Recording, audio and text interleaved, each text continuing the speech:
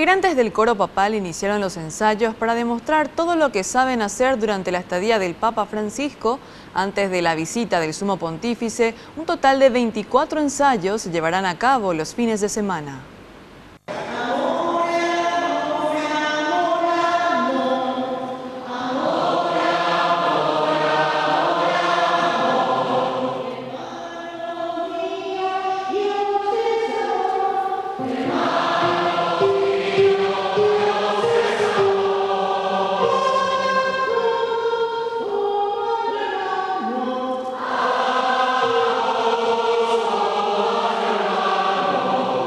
Este fin de semana se llevó a cabo el primer ensayo del coro papal que actuará durante la visita del Papa Francisco a nuestro país los días 10, 11 y 12 de julio. Son 544 las voces preseleccionadas.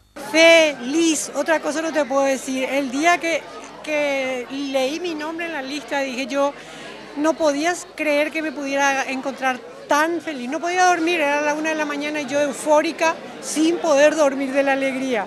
Pero estoy muy contenta y feliz, doy gracias a Dios y a la Virgen que estoy aquí.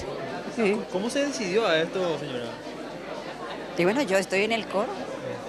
¿Usted ya estaba en el coro de la iglesia? Sí, estoy en Estela Mari, estoy en Virgen del Carmen y San Cristóbal.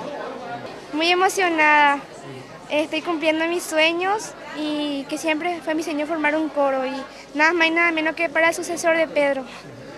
Y me sentí muy feliz, yo estaba en el colegio cuando me enteré, me mandó un mensaje mi tía diciéndome que había entrado y estaba muy feliz. Y todos me felicitaron. Este grupo actuará durante la homilía del Papa, la cual se prevé que se lleve a cabo en el Parque Ñuazú. Tenemos una lista aproximada de 27 canciones. Digo aproximada porque va a pasar por aprobación de Roma y luego de Roma recién nosotros tenemos la confirmación oficial de todas las canciones, pero pueden pensar en un número de 20 a 27 canciones.